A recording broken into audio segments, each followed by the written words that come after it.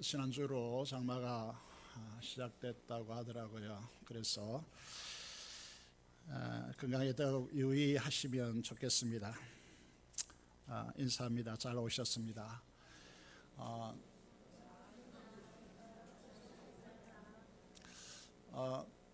설교를 잘 듣지 않군요. 제가 행동하라고 하면 하셔야 되는데, 그렇죠? 오늘은 이런 인사를 하기를 원합니다. 평강의 하나님이 그대와 함께 하시기를 축복합니다. 이렇게 옆 사람과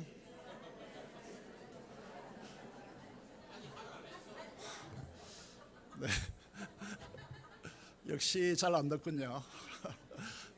예. 히브리서 마지막 축복의 말씀대로 히브리서 13장 20절 21절에 평강의 하나님이 모든 선한 일에 너희를 온전하게 하사 자기 뜻을 행하게 하시고 그리스도 예수 안에서 이루고자 하는 것들을 평강의 하나님께서 이루시기를 원한다라고 하는 축복을 하고 있습니다.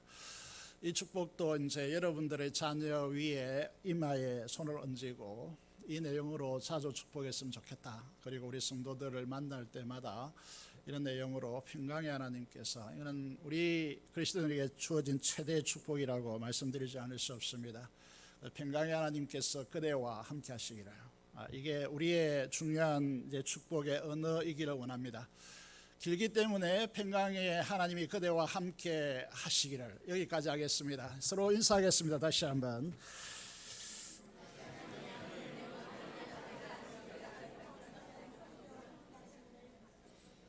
이게 얼마나 큰 축복인지 여러분 잘 모를 것 같습니다. 그죠?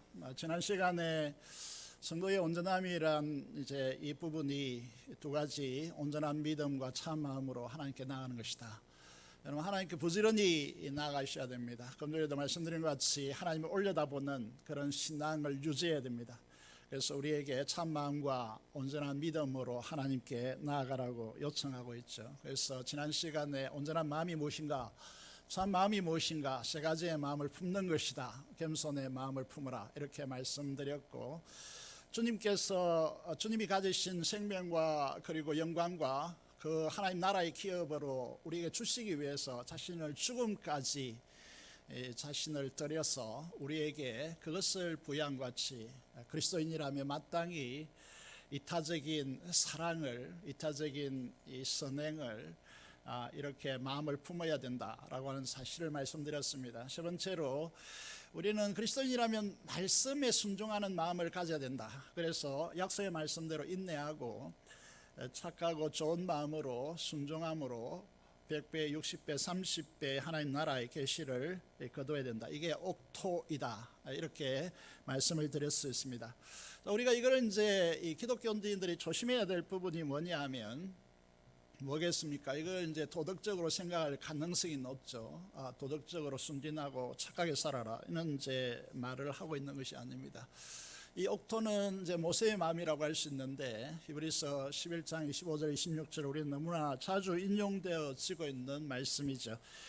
믿음으로 모세는 그리스도를 위하여 하나님의 백성과 함께 고난받는 것을 애굽의 모든 부하보다 더 귀한 것으로 여기는 마음이다, 이렇게 말씀을 정의 내릴 수 있습니다. 착하게 사십시오, 도덕적으로 깨끗하게 사십시오, 이건 이 세상이 요구하는 그런 요구선이고요. 우리의 요구선은 말씀대로 살라라고 하는 것입니다. 그래서 모세가 우리가 잘 아는 대로 시대적 사명을 감당했고, 창세기 또 뭐죠? 그 다음이 출애굽기, 레위기, 민수기, 신명기, 이 5건은 모세오경이라고 그렇게 이야기하죠. 모세오경 창세기부터요 신명기까지 하나하나가 다 그리스도와 관련되었고 그리스도를 예표하는 것이, 그리스도를 예언하는 것들입니다. 그래서 그리스도를 위하여서 이렇게 모세의 인생을 정의할 수 있는 거예요. 그리스도를 위하여서 뭘 했느냐라고 하면 그들의 백성과 함께, 하나님의 백성과 함께 고난받는 것을, 바로 공주의 아들로 일컬어지고 그 건세와 부활을 부를 누리고 그런 삶보다 훨씬 더 귀한 것으로 여겼다. 이것이 우리가 마태복음에 와 보면 예수님의 비유에서 마태복음 13장 44절에서 천국은 마치 이렇게 이야기하죠. 밭에 감춰진 포화와 같으니 사람이 이를 발견한 후에 숨겨두고 기뻐하며 돌아가서 자기의 소유를 다 팔아 그 밭을 샀다라고 그렇게 되어 있죠.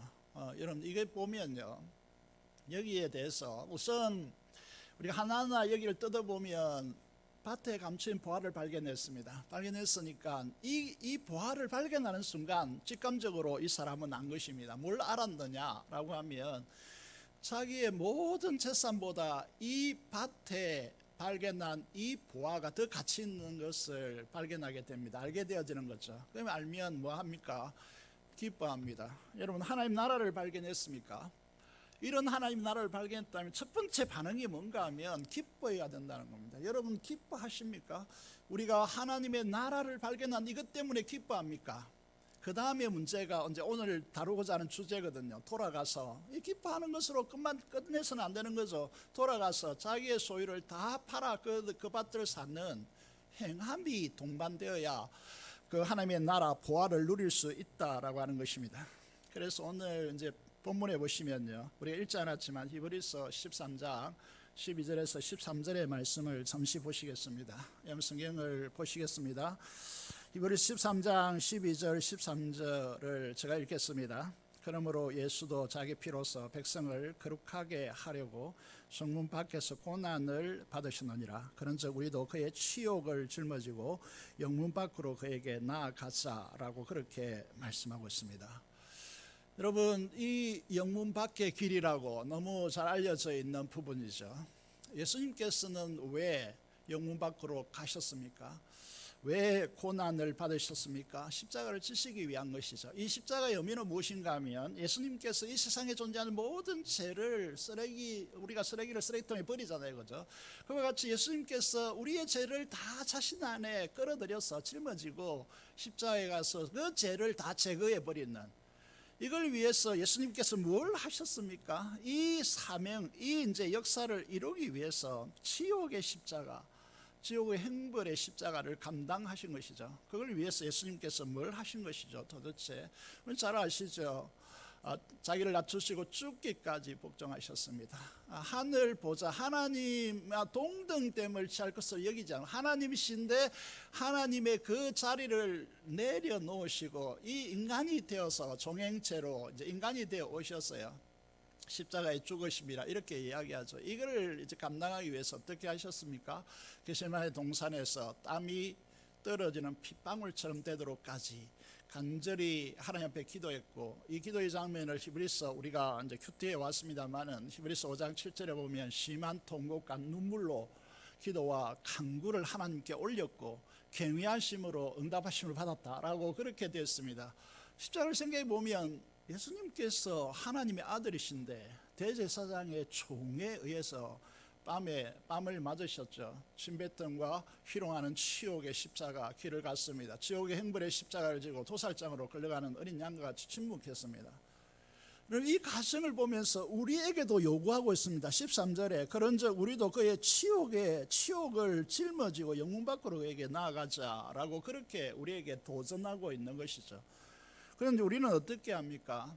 이제 여러분 대다수 그리스도인이라면 이제 읽어 봄직한 책이 있습니다. 그 책이 뭐냐면 하버드 대학에서 동양 역사학으로 박사학위를 받고 한국의 유수한 대학으로부터 교수로 초빙받았지만은 그걸 거부하고 몽골에 선교사로 간 이 김용규 선교사라고 하는 분이 있는데요. 이분이 이제 이 책을 지었죠. 내려놓음이라는 책을 지었습니다. 여러분, 우리의 이제 그리스도인이라면 어떤 인생을 걸어야 하는가? 이 책에서 이제 굉장히 강조한 주제가 이제 잘 드러나고 있는데요. 마태복음 25장의 말씀을 보면 32절, 33절에 어떤 내용이 있느냐 하면 주님께서 종말 광화라고 했어요. 종말 설교를 하시죠. 그때 모든 민족을 주님 앞에 모으고 하나님 앞에 모으고 각각 구분하기를 목자가 양과 염소를 구분한 같이 하여 양은 그 오른편에 염소는 그 왼편에 두리라. 문제는 오른편에 있는 양들은 영원한 행복의 나라 천국에 들어가겠지만은 왼편에 있는 지옥은 영원한 형벌 지옥에 들어가리라 라고 그렇게 말씀하고 있는 것이죠. 이 무엇 때문에 그렇게 구별이 일어났느냐라고 하면 여기에서 이제 이 내용을 가지고 이 책에서 이렇게 기록하고 있습니다.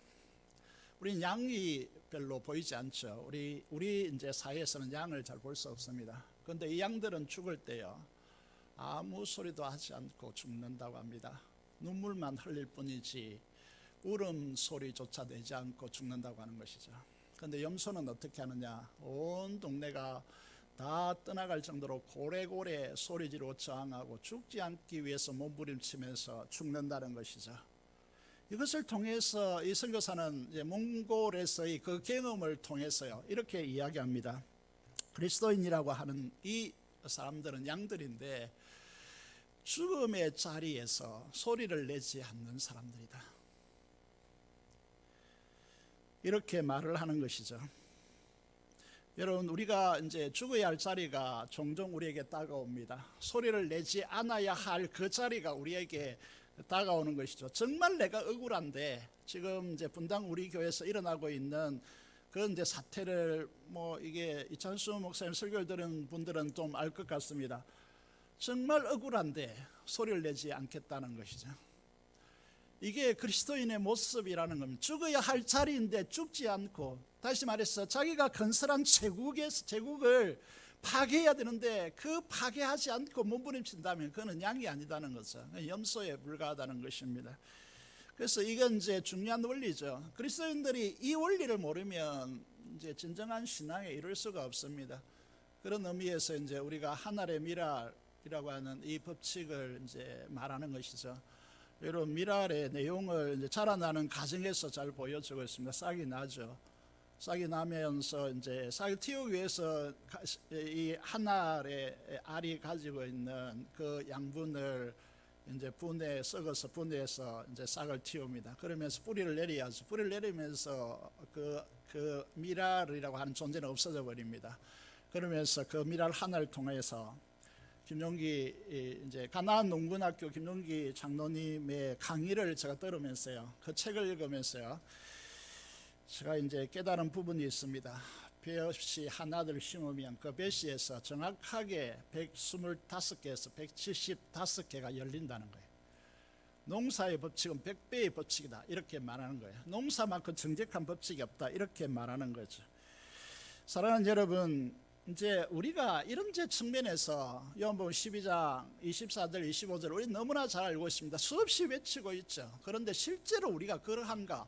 이 땅의 모든 그리스도인의 고민이 뭔가 하면 진짜 말씀대로 되어지는 그런 신앙을 우리가 가지고 있는가, 이 고민이 우리에게 정말 가슴을 때리는 것이죠. 이렇게 말합니다. 정말 그리스도인들이 용서하라고 그러는데, 잘못했다고 그러는데 그 잘못한 것을 가지고 짓밟고 그 사람이 잘못한 것이 무용지물이 되도록 만든다는 기독교가요. 이게 기독교냐는 거죠. 내가 잘못했다고 하는데 잘못했으면 용서해야 될 것 아니에요. 그 용서를 하지 않고 그걸 짓밟고 그 사람을 매장시킨다는 거예요. 이게 무슨 기독교냐, 이렇게 이제 분당 우리 교회 사태를 말하면서 이렇게 설교하시더라고요. 정말 용서하지 않습니다, 그리스도인들이. 이게 무슨 기독교냐는 거죠. 그래서 기독교가 욕을 듣는 겁니다. 교회 안 나가는 젊은이들이 수두룩하게 양산되는 겁니다. 진짜 아니라는 거죠. 말씀을 실천해내지 않는다는 거죠. 자기 생명을 사랑하는 자는 잃어버릴 것이죠. 다시 말해서 자기를 사랑하여 자기 중심으로 자기 왕국을 건설하고 자기 제국을 건설해서 말씀이 그 사람들의 중심을 딱 뚫고 들어오거든요. 네가 죽어야 된다, 이 제국 무너뜨려야 된다. 그때 저항합니다. 저항하죠. 완강하게 저항합니다. 그러면 그 사람은 하나님의 사람이 아니라는 거죠. 여러분, 그런 의미에서 주님께서 마태복음 이제 4장 17절의 말씀을 보면 예수님께서 이제 40일 줄이시고 사탄의 시험을 받으시고 돌아오셔서 성령에 이끌려서 시험 받으시 돌아와 성령 세례를 받죠.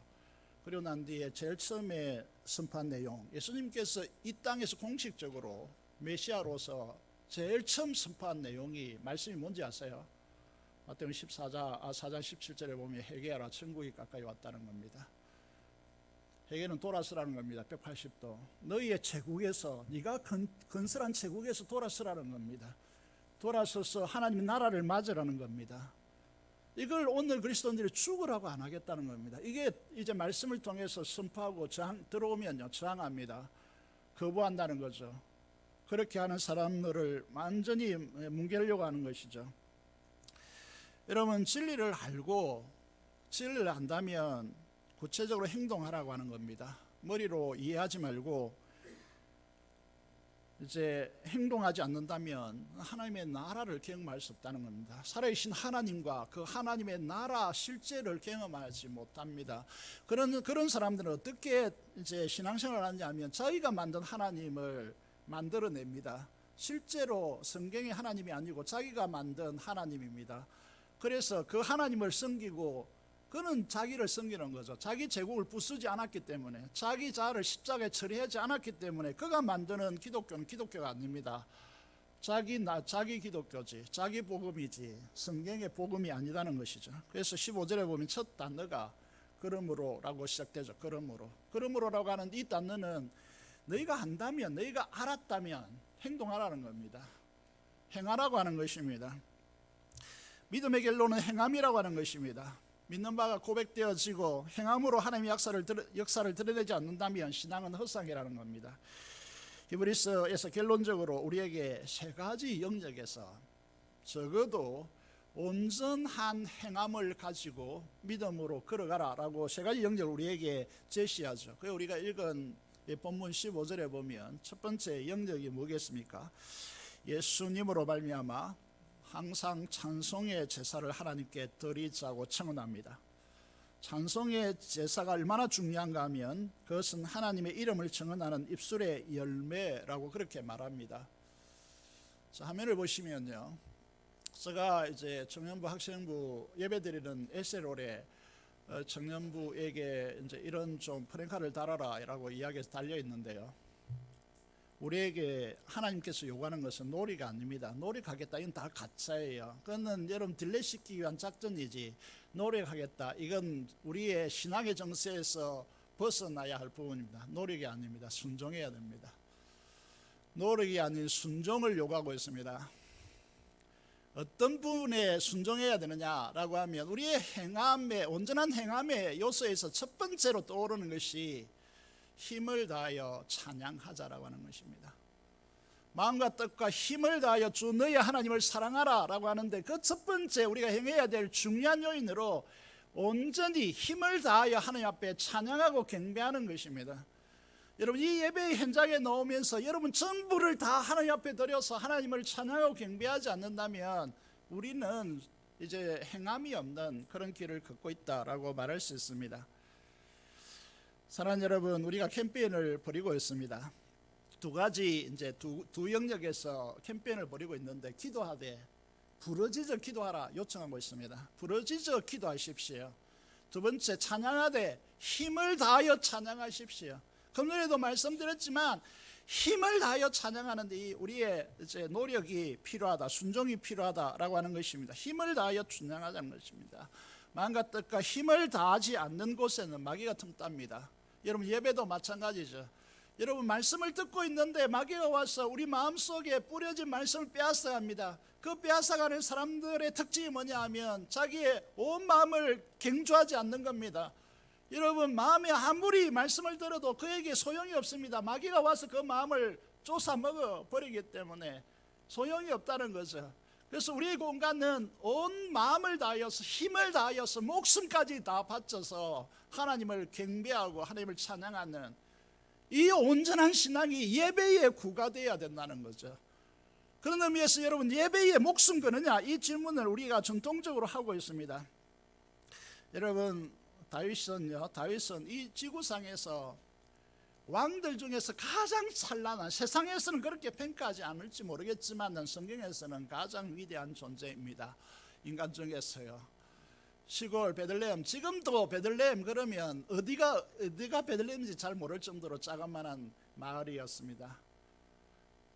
그런데 그 베들레헴이 왜 그렇게 유명하게 됐습니까? 다윗 때문입니다. 목동 출신이. 다윗은요, 정확하게 이렇게 반영합니다.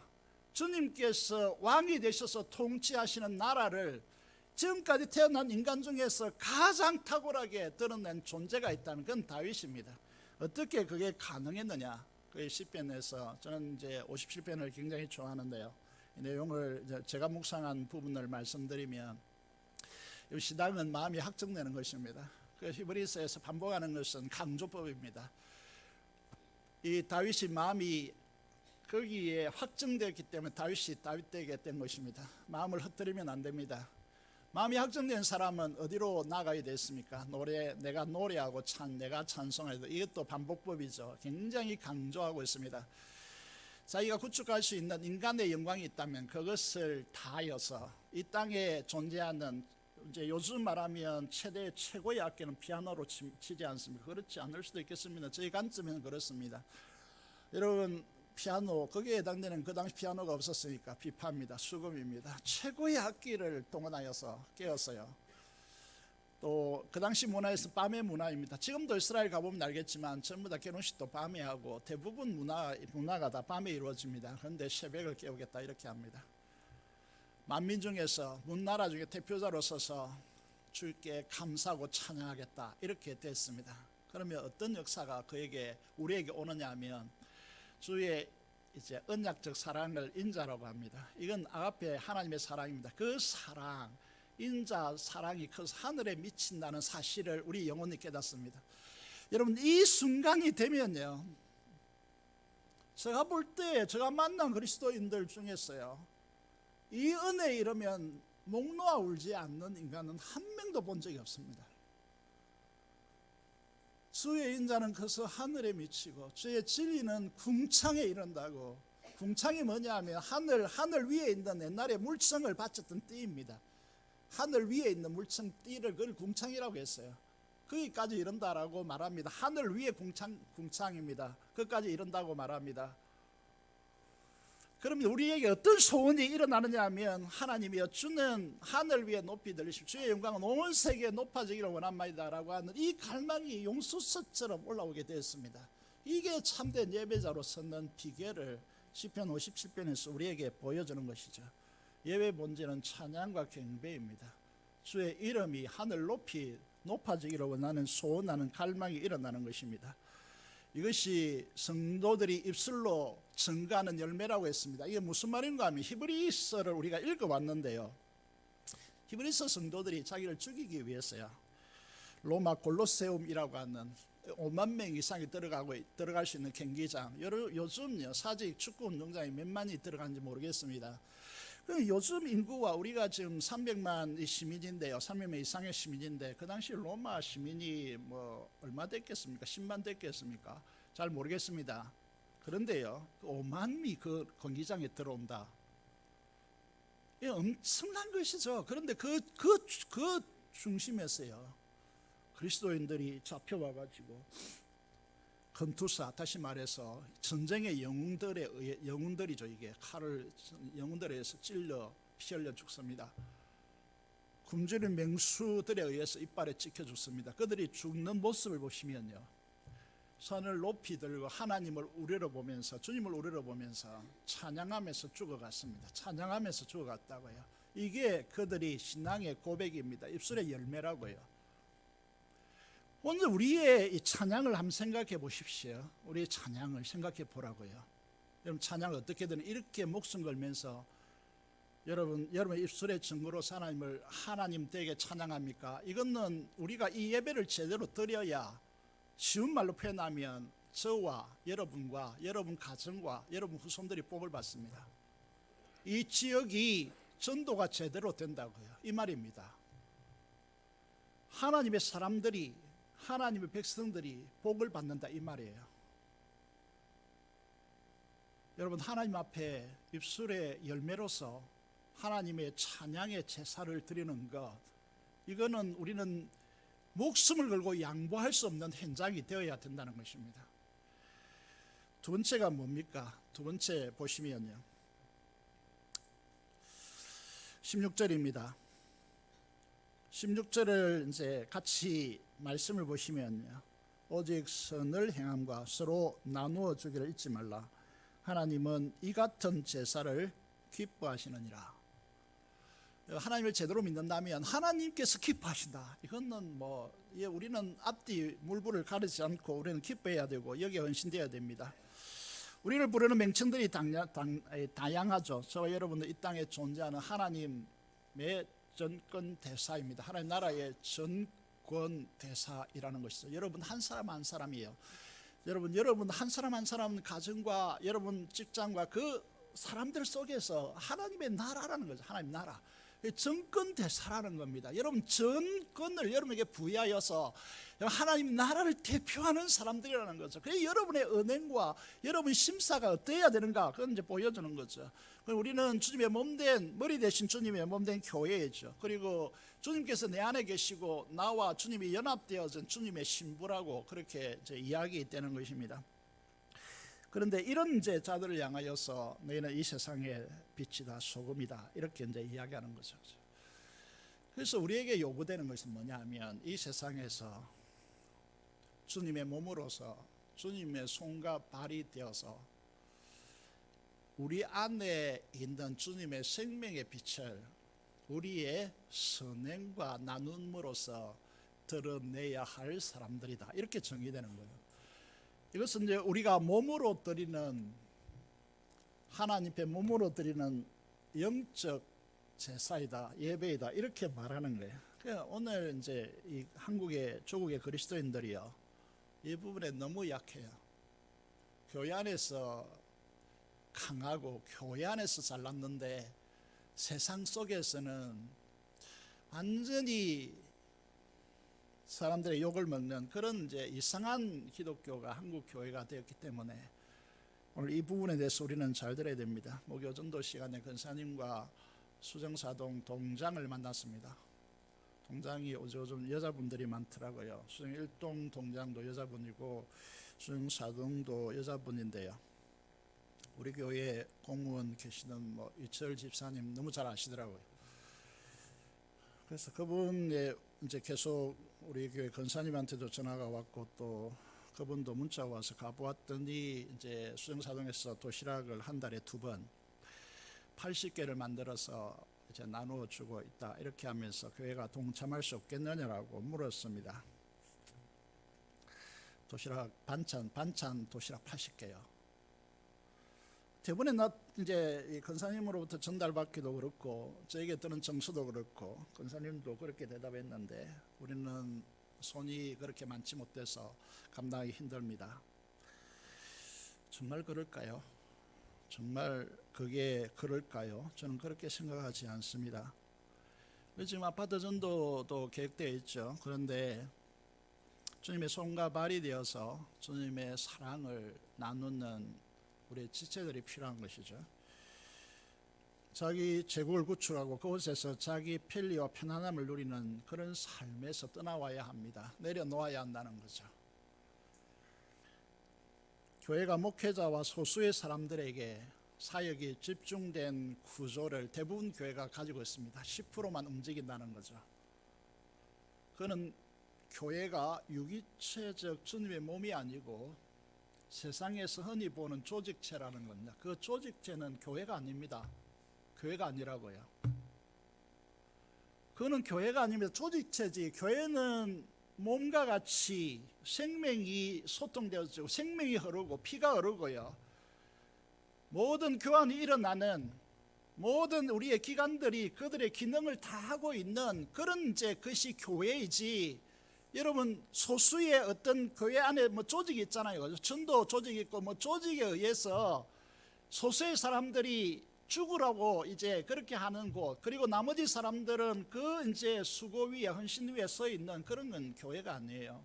그런 교회이기를 포기하는 곳입니다. 더 이상 교회가 아니에요. 그래서 오늘 한국 교회가 이제 이렇게 되는 겁니다. 그런 의미에서 오늘 우리가 이제 보셔야 된다는 거죠. 우리는 다 은사가 주어져 있습니다. 여러분 은사를 통해서 교회에 기능하셔야 됩니다. 여러분의 제국에서 빠져나와서 하나님의 나라라고 하는 이곳으로 모여와서 주님께서 교회된 몸을 통하여 이 세상에 빛과 소금이 되라고 하는 이 역사에 나아가야 합니다. 그 조직체이기 때문에 교회가 이상한 형태로 어떻게 되느냐 하면 교회 안에서만 사역해도 너무너무 힘든 것이죠. 교회 안에서 사역할 일이 그렇게 많지 않아야 합니다. 세상에 나가서 주님의 몸과 주님의 발과 손이 되어서 세상에, 너희가 세상의 소금이고 세상의 빛이라고 그랬지 교회 안에 소금이고 교회 안에 빛이라고 했습니까? 그렇지 않죠. 유년부를 보니까요, 어제 비가 너무 많이 왔습니다. 그래서 제가 왜 교회에 홍보하지 않고 교회가 기도해서 비 오지 않게 해야지, 저는 비에 대해 가난한 일가견이 있거든요. 그래서 좀 교회 요청하지 않고 이러는데, 많은 새 친구들이 그 비 오는 가운데 왔어요. 와가지고 함께 밥을 먹고 어제 잤거든요.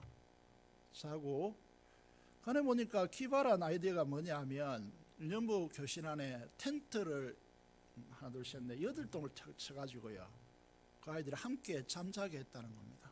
너무 고마워가지고요, 사역자 교사들이 너무 감사해가지고요, 제가 일부 예배 때 칭찬했거든요.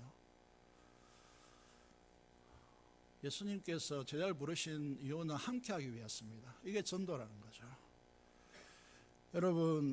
여러분 세계, 여러분 구축한 자기 삶, 자기 편리를 따라 살아가는 이 세계를 부수고 몸된 교회를 통해 하나님 나라를 구하는 곳으로 나오십시오.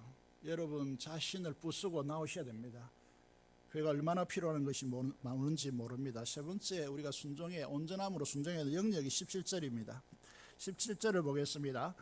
너희를 인도하는 자들에게 순복하고 복종하라.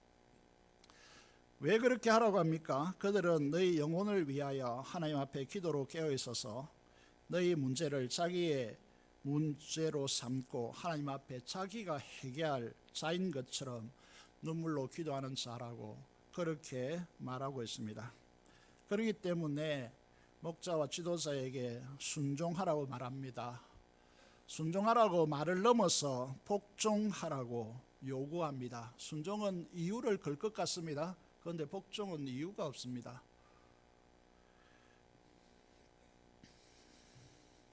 현대인들은 지금 목자와 양이라고 하는 책을 보니까 이런 내용이 있었습니다.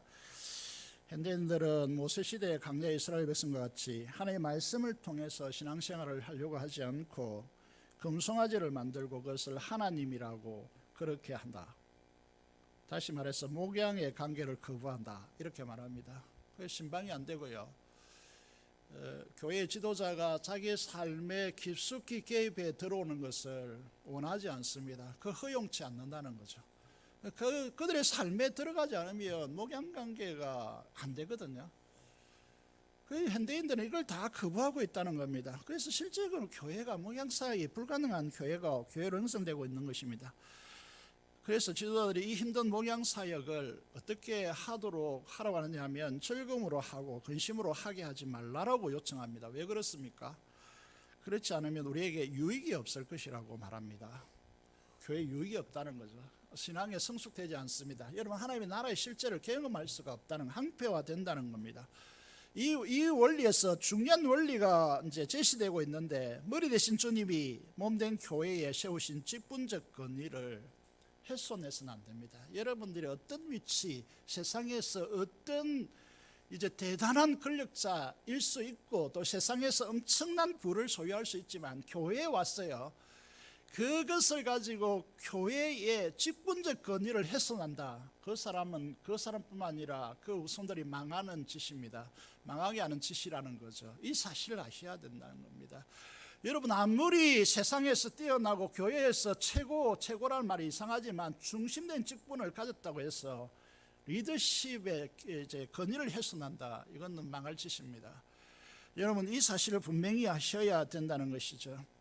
사랑하는 여러분, 그런 의미에서 잘 보시면 알겠지만 교회마다 잘 다녀보십시오. 저는 수많은 교회를 다녀봤는데, 교회의 권위가 실추되어 있다, 이 교회가 성장한다, 그런 말을 한 번도 들어본 적이 없습니다. 한 번도. 교회 지도자의 권위가, 목자의 권위가, 주님께 세우신 직분적 권위가 실추되어서 훼손되어 있다, 그 교회가 성장한다, 행복하다, 그런 교회는 단 한 군데도 없습니다, 지구상에서. 그래서 저는 우리 교육전도사님들요, 이분들을 전도사 뭐 어쩌고저쩌고 이렇게 부르지 말라라고 이런 부탁하고 있죠. 전도사님이라고 깍듯이 대화라고 요구하고 있죠. 그런 부분에서 우리가 하나님 앞에 이 권위를 확실하게 세워놔야 한다는 것이죠. 오늘 그리스도인들을 보시면 우리 세 가지 영역에서 온전한 순종을 하라 이렇게 했는데, 그리스도인들이 참 말이 많습니다. 똑똑한 사람들이 교회는 참 많이 있죠. 그런데 행함에 온전하지 못하고 미숙한 성도들이 많다는 것입니다. 머리의 비판력은 대단하고 예리합니다. 그런데 그들이 비판하는 것은 교회의 분명히 약점이고 리더십의 부족함이고 여러 가지 행태로 뛸 수 있습니다. 그런데 그걸 왜 예리한 비판력을 가진 사람들은 그걸 메꾸고 거기에 자신이 헌신하려고 하지 않죠. 은행이 일치하지 않는 겁니다. 마음과 힘을 다해 예배하고 기도하는 현장에, 몸으로 선행을 베풀고 나누는 현장에 이들은 나타나지 않죠. 은수와 물질과 몸을 들여 헌신하지 않는 것입니다. 그것은 팔팔하게 살아있는 믿음의 현장이 아닙니다. 주님의 생명력이 넘치는 유기체가 아닙니다. 그래서 주님은 야고보서를 통해서 우리에게 이렇게 요구합니다. 화면을 보시면 야고보서 2장 17절에 이와 같이 행함이 없는 믿음은 그 자체가 죽은 것입니다. 그 죽은 믿음 가지고 비판하려고 하지 마십시오. 22절에 보면 네가 보거니와 믿음이 그 행함과 함께 일하고 행함으로 그 믿음이 온전하게 되느니라. 26절에 행함 없는 몸이 죽은 것 같이, 이거 죽었다 말합니다. 영혼이 떠나가는가 분리되는가 이 죽음이죠. 그와 행함이 없는 믿음은 죽은 것입니다. 이 죽은 믿음을 가지고 여러분 정말 우습게 행동하지 않았으면 좋겠습니다. 앞서 처음에 시작할 때 말씀드린 대로 행함의 온전함이라는 것은 세 가지 영역에서요, 이제 힘을 다하여 찬양하는 것에 여러분 온전함을 행함으로 드려야 됩니다. 두 번째, 나눔으로써 선행을 펼쳐나가는 이것이 하나님이 기뻐하시는 예배 제사라고 합니다. 세 번째, 목양하기 위해서 교회 세우신 지도자들에게 순종하고 복종하라고 요구합니다. 여기에 온전한 헌신을 해보십시오. 그러면 이 순종한다면요, 이 순종에 자신을 드린다면 히브리서 13장 20절 21절에 나타나는 대로 평강의 하나님께서 죄로 결핍된 이 땅에서 우리에게 하나님 나라의 그 풍성함, 살아계신 하나님과 그 하나님께서 역사하셔서 우리에게 하나님 나라를 선물한 그 현장을 경험하며 사는 역사가 열릴 것입니다. 사랑하는 여러분, 이 삶을 우리에게 요구하고 있습니다. 요청하고 있다고요. 그런 의미에서 저와 여러분들이 하나님 앞에 기도의 동력자가 되시고 교회의 모든 직분적 권위자들이 즐거움으로 일하는 토양을 우리가 함께 만들어 나가고, 머리만 가지고 막 이야기하고 말하는 그런 성도들이 아니고 행함의 순종을 통하여 함께하는 그런 성도들을 통해서 그 함께하는 현장에 역사하시는 하나님을 경험하고 그 하나님께서 약속대로 이루시는 하나님의 나라의 그 구체적인 역사가 우리에게 드러나서 우리가 여기 함께 모여서 또 흩어져서 목장에 모여서 그렇게 하나님께서 우리에게 함께 하셔서 이루시고 우리에게 역사하시는 그 현장을 가지고 하나님 앞에 나눔으로써 그 자리에서 하나님께 영광을 돌리는 나눔의 예배 현장이 되기를 꿈꾸는 것이죠. 이 순환 구조요, 이 순환 구조. 여기에서 하나님 말씀을 듣고 세상에 나가서 이 말씀대로 순종하고, 순종해 보니까 하나님께서 우리에게 역사하셔서 나타난 그 현장을 가지고 지체들에게 와서 그것을 나눔으로써 지체들을 격려하고 함께 행하는 것의 축복이 어떻게 역사하시는가를 그들에게 보여주는 언어로요, 그들에게 간증하고요. 이게 중요한 말이죠. 보여주는 언어요. 맨날 말만 해봤자 실상이 없는데 말만 이제 성경 말씀 깨달아 가지고 깨닫는 것도 소중하죠. 깨달아서 이야기해봤자 알아듣지 못합니다. 현장에 가서 하나님의 역사가 이렇게 나타난 현장의 증거를 가지고 그들에게 보여주는 언어를 사용한다면요, 그 이제 얼마나 큰 위로와 힘과 격려가 되고 우리 교회에 하나님의 영광을 돌려짐이 각 목장 교회 모임마다 이렇게 우죽성처럼이죠. 이 지금 우리가 손과 발이 되어서 유년부가 이렇게 하니까 사실 유년부 걱정됐거든요. 유치부 애들은 많은데 이제 그 고학년이 적은 거예요. 이게 정말 걱정이 됐습니다. 그런데 움직이니까 어제 고학년들이 정말 많이 왔더라고요. 그게 너무 흐뭇해가지고요. 제가 이 교사들이 한턱 쏠려고 합니다. 여러분, 이런 역사가 이렇게 나타나야, 드러나야 이 증거가 이렇게 해서 우리 마음이 기뻐지잖아요. 이게 삶으로 몸으로 드리는 예배라고요. 여러분, 가만히 있으면 여러분 행동하지 않고 뭐 누군가 알아서 하겠지 이렇게 손 놓아버리고 내 왕국 내 제국에 지금까지 살아온 제국대로 그렇게 살아간다면 하나님의 역사가 거기에 없어요. 그곳은 하나님의 역사가 개입해 우리 삶에 침입해서 들어오지 않는다고요. 용서해야 될 공간에 구체적으로 용서해야 그 용서 속에서 하나님의 역사가 나타나는 거고, 여러분 순종해야 될 그 순종을 해야 될 그 영역이었어요. 아파트에서 와서 뭐 비닐 쓰레기 봉투 그들이 이제 짐 정리할 때 필요하니까 그거 주고요. 그리고 반찬 조그만한 이사 왔으니까 뭐 그들이 밥에 먹을 거 없으면 여러분 우리 집에서 이제 하시는 분 거기에 3,000원 좀 비빔밥 산다 그러더라고요. 그거 쌓아놓고 나눠드리고 이 현장에서 그들이 고마워하고 주께로 돌아오는 역사가 일어나면 그것은 하나님의 역사가 눈에 뚜렷이 보이는 거죠. 이렇게 행동하는 쪽으로 오시라는 거죠. 맨날 머릿속에서만 신앙은 그렇지 이게 신앙이 아닙니다.